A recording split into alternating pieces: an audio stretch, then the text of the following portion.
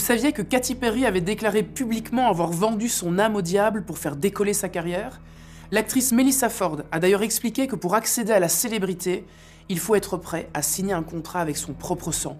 Et plus récemment sur TikTok, Instagram et X, on retrouve des milliers de vidéos qui circulent autour d'une seule et même idée, selon laquelle ne pas remercier Beyoncé exposerait à une forme de malchance. Encore plus récemment, je ne sais pas si vous l'avez vu, mais on raconte que dans le film d'animation K-pop Demon Hunter, il inciterait les plus jeunes à se familiariser avec le démon. Aujourd'hui, finalement, le diable serait partout pour attirer ses proies. Alors vous savez quoi? Je vous invite à plonger avec moi dans les zones d'ombre d'une industrie qui semble ne plus rien cacher. Disparition suspecte, manipulation de masse, on va tenter de percer les secrets de ceux qui ont vendu leur âme et surtout comprendre comment l'influence du mal se propage jusque dans votre salon.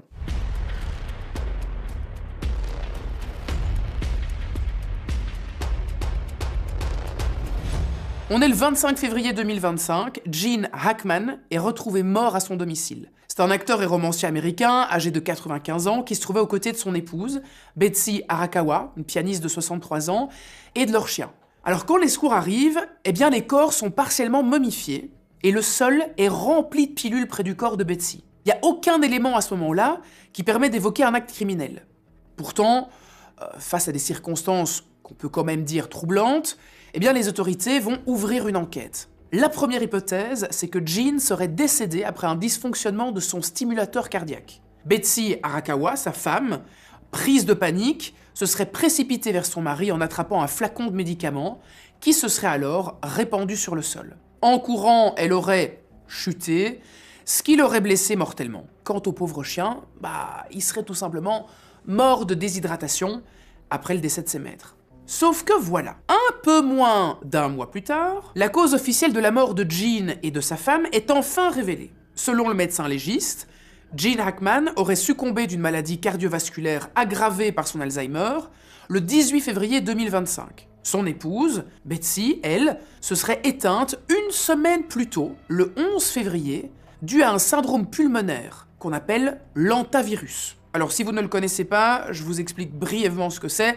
C'est un virus mortel assez rare, on parle de 1 à 7 cas par an aux États-Unis, mais Betsy l'aurait contracté et elle en serait morte. L'infection, elle se transmet par l'urine, la salive ou les excréments de rongeurs infectés, mais Gene et son épouse vivent dans un manoir de très haut standing. On est sur de l'hollywoodien grand niveau. Alors pendant 7 jours, Betsy serait restée là dans la maison sans que personne ne s'en rende compte, ni son mari, ni le personnel de maison, ni les soignants. Toutes ces personnes n'ont jamais vu le cadavre de Betsy pendant tout ce temps. Mais là encore, il y a une incohérence de taille, puisque la période d'incubation du virus est de 2 à 4 semaines. Gene et son épouse, pendant tout ce temps, ont vécu dans la même maison, ils ont mangé la même nourriture, et ils sont allés dans les mêmes endroits. Alors, pourquoi est-ce que Betsy l'a attrapée et pas son mari? Pourquoi en est-elle morte à quelques jours d'intervalle de son mari, qui décède d'une maladie cardiovasculaire, le tout sans qu'on ne sache vraiment comment le chien est mort lui aussi?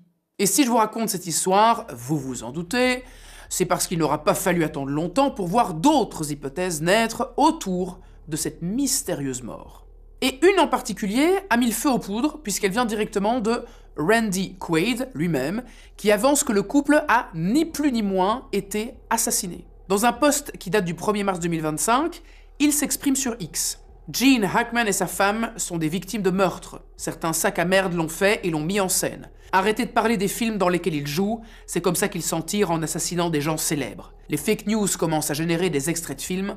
Comment est-il possible que je connaisse au moins 6 personnes qui sont mortes, comme Carradine, Hackman, Ledger? Remettons un petit peu les choses dans leur contexte. Randy Quaid est déjà connu pour ses prises de position très radicales. Depuis des années, il défend l'idée qu'Hollywood fonctionnerait comme un système structuré autour de rapports de puissance et d'intérêts financiers. Là-dessus, m'excuserez, mais à mon avis, il n'a pas tort. Et selon lui, certaines célébrités seraient volontairement éliminées lorsqu'elles ne sont plus utiles ou lorsqu'elles deviennent un petit peu trop gênantes. Dans ses déclarations, par exemple, il évoque régulièrement l'existence de forces occultes qu'il rattache à ce qu'il appelle le Deep State, donc un pouvoir caché. En 2010, il est même allé jusqu'à fuir avec sa femme pour se réfugier au Canada, persuadé d'être lui-même la cible de ce système. Et je peux vous le dire, si vous n'avez pas envie de fuir avec votre famille pour votre sécurité, Je vous invite vivement à vous abonner à cette chaîne. Je sors une vidéo par semaine, avec des histoires plus fascinantes les unes que les autres, et nous nous approchons dangereusement du 1 000 000 d'abonnés. Qui sait ce qui se passera lorsqu'on les atteindra? Ah oui, et d'ailleurs, toutes mes vidéos sont également disponibles en podcast sur Spotify, donc n'hésitez pas à prolonger le plaisir là-bas. Revenons à nos moutons. Après la mort de Gene Hackman, Randy Quaid fait le lien entre cette affaire et d'autres disparitions célèbres qu'il estime avoir été maquillées, elle aussi, et que l'industrie aurait tout intérêt à faire disparaître. Les versions officielles ne seraient que des explications de façade, destinées à refermer rapidement les dossiers et à éviter que le public se pose des questions. Une déclaration qui fait sens, quand on apprend que le 26 janvier 2025, donc le jour de la découverte des corps de Gene Hackman et de sa femme, une autre personnalité est retrouvée sans vie chez elle, Michelle Trachtenberg. Rappelez-vous, elle a été célèbre pour son rôle dans Gossip Girl et dans Buffy contre les vampires. Elle meurt à seulement 39 ans, et à nouveau dans des circonstances qui sont assez troublantes. Le mercredi 26 février 2025, aux alentours de 8h01, la police est appelée pour une personne en détresse au numéro 1 Columbus Place à New York. Le décès est constaté sur place. À ce stade de l'enquête, aucun élément ne permet d'évoquer un acte criminel, mais quelques jours plus tard, le bureau du médecin légiste en chef de la ville de New York annonce que la cause et les circonstances du décès de Michelle Trachtenberg n'ont pas pu être déterminées. Et ce, parce que sa famille n'aurait pas autorisé l'autopsie pour des raisons religieuses. Cette nana, il faut savoir qu'elle a été suivie par une génération tout entière. Alors vous imaginez bien, les plus grands fans, ils n'ont pas pu s'empêcher de chercher une explication. Certaines hypothèses évoquent une dégradation de son état de santé, possiblement liée à une greffe du foie, qu'elle avait d'ailleurs subie 1 année plus tôt en raison d'une consommation excessive d'alcool.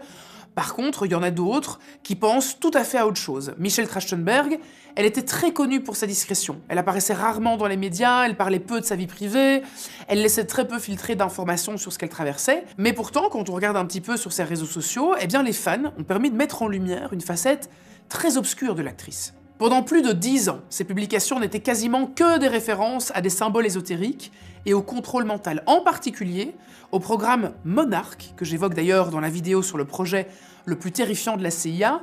Et pour résumer rapidement, si vous l'avez pas vu, d'ailleurs je vous invite à aller la regarder après parce qu'elle est vraiment cool, en fait c'est une technique de manipulation psychique qui combine des éléments d'abus rituels sataniques et de troubles dissociatifs de l'identité. Elle utilise la psychologie, les neurosciences et des rituels occultes pour créer chez les personnes sous emprise une personnalité alternative, activable et programmable à souhait. Dans les posts de Michelle, donc, on retrouve des posts qui font clairement référence. On a l'œil qui revient souvent sous différentes formes. Il y a aussi une image d'une jeune fille avec l'œil omniscient des Illuminati tatoué sur le front en référence au contrôle mental. Quelques semaines avant sa mort, Michelle a posté une photo avec l'œil et la légende « Je te surveille ». Alors l'œil, c'est un symbole extrêmement ancien et surtout très chargé et qui a traversé les années. Pour vous en dire un petit peu plus, historiquement, il représente la surveillance, qu'une entité voit tout en permanence. Dans l'Égypte antique, c'est l'œil d'Horus qui représente la protection, mais aussi l'idée d'un contrôle exercé par le divin.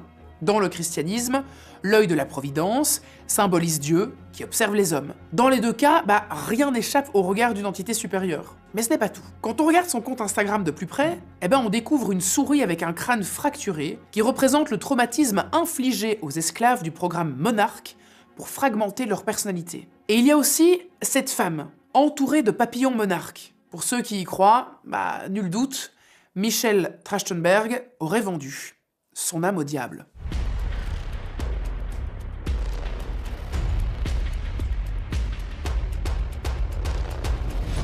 Si on regarde un petit peu de plus près dans la tradition judéo-chrétienne, le diable, il existe depuis toujours. Il est représenté comme une figure de pouvoir. Dans les évangiles, Jésus lui-même le désigne comme le prince de ce monde, celui qui exerce une influence sur les hommes. Selon les textes bibliques d'ailleurs, le Christ a lui-même été confronté au diable lors de son jeûne de 40 jours dans le désert. Pendant cette période d'isolement, de privation et de faiblesse, le diable se serait approché de lui et lui aurait proposé un marché. Il lui offrira le pouvoir, la richesse, l'autorité et tout ce que le monde peut offrir en échange d'une seule chose, être adoré. Mais Jésus refuse et ne cède pas à la tentation. Mais quand on y pense, si une telle offre a été faite à Jésus lui-même, alors à qui d'autre aurait-elle pu être proposée? L'idée qui traverse les siècles, c'est que certains hommes, auraient dit oui, qu'ils auraient accepté des avantages en échange de quelque chose de bien plus précieux, leur âme. C'est de là que naît la notion de vendre son âme au diable. Au fil de l'histoire, de nombreux cas ont semé le doute quant à la possible existence d'un pacte avec lui. L'un des premiers exemples les plus connus, c'est celui d'un pape au Moyen-Âge, Gerbert d'Aurillac, devenu plus tard le pape Sylvestre II. Il est né en 946 et il est mort en 1003. Il est ce qu'on appelle un homme en avance sur son temps. Il incarne ce que l'on appellerait aujourd'hui un humaniste, bien avant que le terme n'existe.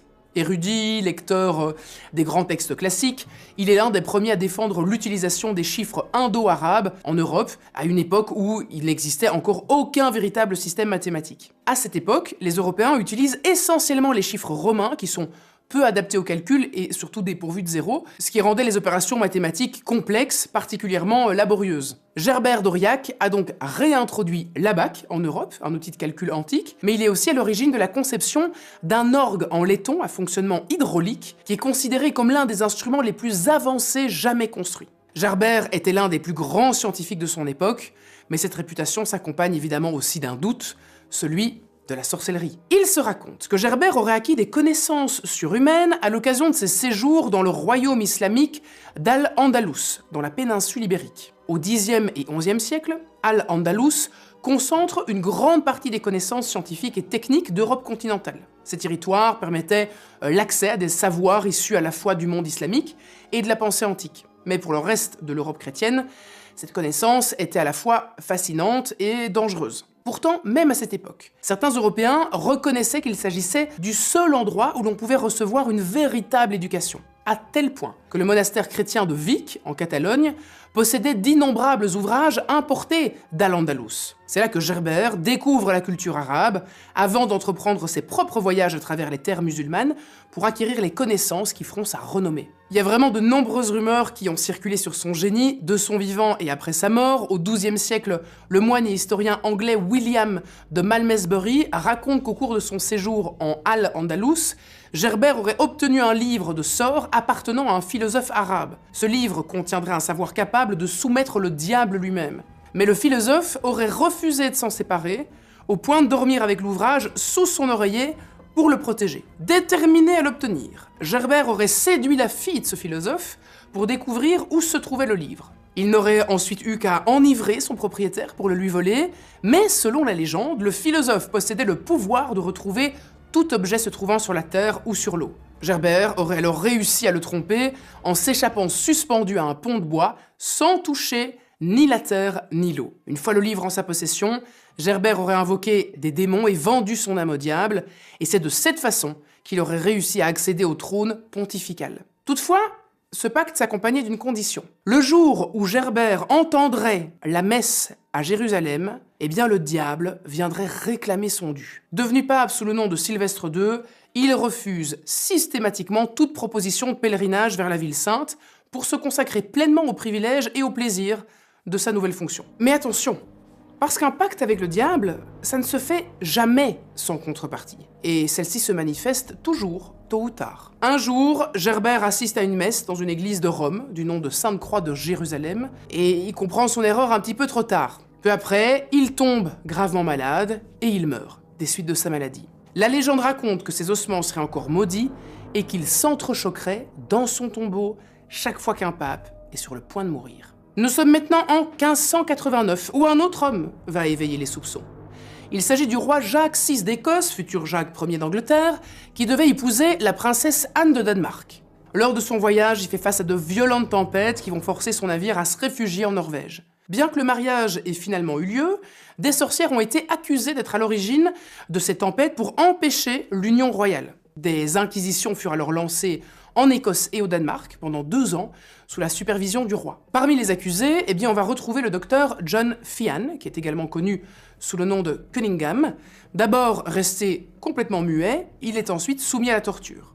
Et après des jours de supplice, on aurait découvert 2 aiguilles de pin dissimulées sous sa langue. Selon les croyances à l'époque, ces aiguilles, elles servaient à empêcher toute confession, en particulier sous la contrainte. Une fois les épines retirées, John Fian avoua avoir vendu son âme au diable et avoir acquis ses pouvoirs de sorcier en le servant. Il aurait notamment reconnu avoir provoqué la folie d'un homme présenté devant le roi le 24 décembre 1590, et après avoir refait de nouveaux interrogatoires avec les mêmes méthodes, notre John Fian a déclaré finalement vouloir renoncer au diable. Peu de temps après, il va réussir à s'évader, mais malheureusement pour lui, sa fuite fut de courte durée. Il est rapidement retrouvé, il est à nouveau torturé, et puis ensuite, il sera condamné à mort et exécuté. Plus tard, au XVIIe siècle, les Provinces-Unies développent une véritable obsession pour la vitesse et la performance maritime. Leur empire commercial, largement enrichi par le commerce des épices, repose sur la maîtrise des routes océaniques. En 1678, le capitaine Bernard Foch réalise la traversée entre les Pays-Bas et l'Indonésie en un peu plus de 3 mois, un temps considéré comme irréalisable à l'époque. Très vite, l'exploit suscite autant d'admiration que de soupçons. Pour beaucoup, il est évident que Bernard Foch a conclu un pacte avec le diable pour transformer ses mâts en fer et lui permettre de dévier vent et courant. Une histoire qui inspirera d'ailleurs la célèbre légende, que vous connaissez peut-être, du Hollandais volant, condamné à errer éternellement sur les mers, puni pour avoir voulu aller trop loin et trop vite. Des siècles plus tard, cette idée du pacte avec le diable, elle refait surface sous une forme qui va marquer durablement la culture européenne. Celle de Faust. À l'origine, il s'agit d'un personnage historique qui aurait vécu en Allemagne vers la première moitié des années 1500. C'était un érudit itinérant, astrologue, alchimiste et un médecin aussi, autoproclamé. Déjà de son vivant, il traîne une réputation qui est assez sulfureuse. On le dit clairement charlatan, mais aussi magicien, et très vite, on raconte qu'il aurait obtenu son savoir avec l'aide du diable. La légende qui entoure son histoire, elle va ensuite être popularisée au fil des siècles. D'abord avec les Faustbücher, allemands, à la fin du XVIe siècle, des livrets populaires qui racontent sa vie et surtout son pacte avec le diable. Puis ensuite en Angleterre, Christopher Marlowe s'en inspire pour écrire The Tragical History of Dr. Faustus vers 1604. Mais la version qui va définitivement s'ancrer dans la culture occidentale, c'est celle de Johann Wolfgang von Kut, qui publie Faust en 2 parties, la première en 1808, la seconde en 1832. Il raconte l'histoire d'un homme qui est convaincu que les limites humaines l'empêchent d'accéder pleinement au savoir et au plaisir de l'existence. Une nuit, il va tracer un cercle et il invoque celui qu'on appelle Méphistophélès, l'ange déchu au service de Lucifer. Méphistophélès lui propose alors un marché. Faust pourra jouir pleinement de la vie pendant une vingtaine d'années, en échange de quoi son âme reviendra à Lucifer une fois ce délai écoulé. Faust accepte, il scelle alors l'accord en signant avec son propre sang, persuadé que le démon n'arrivera jamais à combler toutes ses attentes. À partir de ce moment, Faust, accompagné par Méphistophélès, expérimente tout ce que le monde est censé offrir. L'accès au savoir, les plaisirs, l'amour, la beauté et même le voyage à travers le temps et l'espace.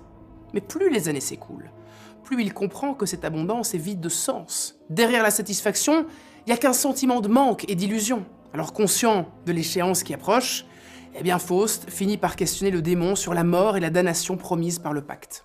Dans la plupart des versions du mythe, l'histoire, elle s'arrête là. Seule la version de Gut fait exception.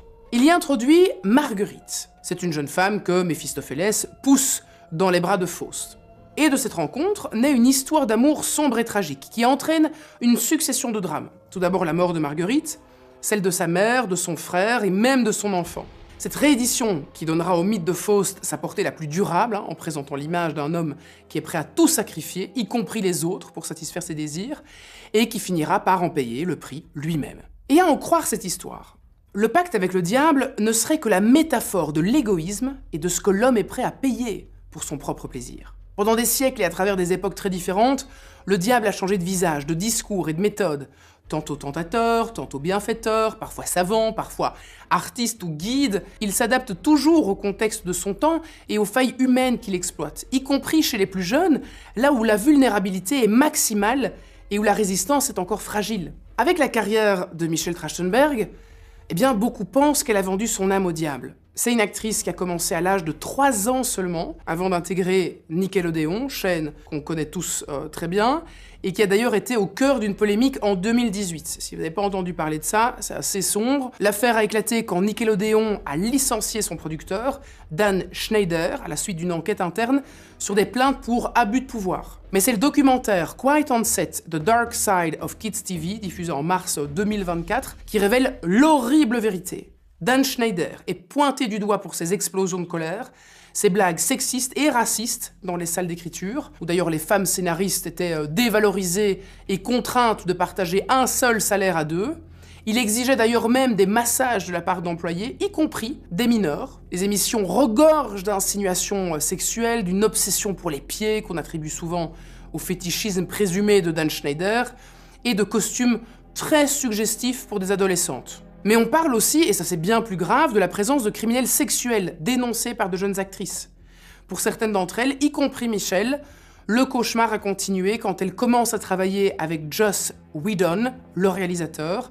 En 2021, Michelle accuse Joss de conduite inappropriée. Elle n'a jamais donné vraiment plus de détails sur ce qui s'est passé, mais son parcours, il fait quand même écho à celui de Britney Spears, Amanda Bynes, Miley Cyrus ou encore Ariana Grande. Elle est passée d'enfant star à adolescente ultra sexualisée. Pourtant, les crimes contre ces enfants n'ont jamais été évoqués, y compris pendant le mouvement #MeToo.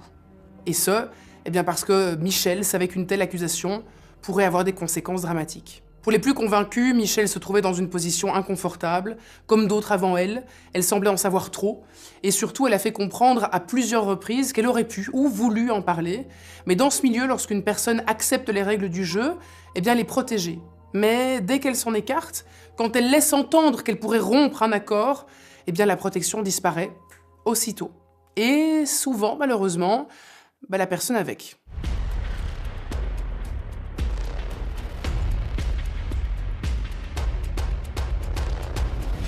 Si vous êtes parent, tout comme moi, vous avez peut-être vu vos enfants scotchés devant K-Pop Demon Hunters. Si vous ne le connaissez pas, c'est un film d'animation sorti en 2025 qui suit un groupe de K-pop féminin dont la mission est de chasser secrètement des démons en utilisant le pouvoir de leur musique et l'énergie de leurs fans. D'ailleurs, niveau prix, ils ont tout raflé cette année, mais je ne sais pas si vous saviez qu'il y avait eu une polémique selon laquelle le film normaliserait les démons et les rendrait cool et attirants. La polémique, elle va commencer avec la popularité du film. Il a battu le record de Netflix pour le titre le plus regardé sur une période de 6 mois, avec, attention, tenez-vous bien, 482 millions de vues. Comme je vous le disais, ils ont reçu un Golden Globe en 2026 pour la meilleure chanson originale et pour le meilleur film d'animation, et il est également nommé pour la meilleure réussite cinématographique et au box-office. Le film s'apparente à un dessin animé classique pour enfants autour d'une histoire de bien contre le mal. Les 3 personnages principaux, Romy, Mira et Zoé, sont extrêmement populaires. Mais elles ont un secret. Ce sont aussi des chasseuses de démons. Lorsqu'elles chantent ensemble, leur voix crée un bouclier magique, le Golden Hanmoon, destiné à protéger les humains. Rumi, le personnage principal, cache toutefois quelque chose de bien plus sombre. Son père était un démon, ce qui fait d'elle une demi-démon. Des marques étranges apparaissent sur sa peau, et elle vit dans la peur d'être rejetée de son groupe si la vérité éclate. Dès le début du film, les filles se défendent d'une attaque de démons grâce à la musique, mais dans le monde des anges noirs, un roi maléfique prépare sa riposte. Il s'allie à un jeune homme, Jinu, qui devient le leader d'un nouveau groupe K-pop, masculin, à 5 membres, les Saja Boys. Ce sont eux aussi des démons chargés de s'emparer des fans de Huntrix. À mesure que les Saja Boys gagnent en popularité, Rumi commence à perdre sa voix et sa part diabolique prend de plus en plus de place. Dans la scène finale, attention, spoiler, les Saja Boys organisent un immense concert où les démons tentent de voler les âmes du public. Rumi, Mira et Zoé en froid se réconcilient et s'unissent pour interpréter une dernière chanson, What It Sounds Like, afin de combattre le roi démon. Alors que Rumi est sur le point de perdre, Jinu sacrifie sa propre âme pour l'aider à gagner. Le roi démon est vaincu et le Hanmoon est restauré. Après la sortie du film, beaucoup y voient une forme de normalisation du démon. Les Saja Boys sont des démons déguisés en jeunes hommes séduisants pour mieux tromper leurs victimes. Pire, Jinu est dépeint comme un bon démon, c'est un jeune garçon sensible, compréhensif, presque noble au point de laisser entendre que le démon est gentil. Le film est à ce moment-là accusé d'entretenir l'idée qu'il pourrait exister des démons bienveillants pour brouiller volontairement les repères. L'autre point important, c'est qu'à la fin du film, Rumi garde ses marques démoniaques. Elles sont présentées comme faisant partie de ce qu'elle est, et tout le monde semble l'accepter comme ça. Être un démon n'est finalement pas bien grave.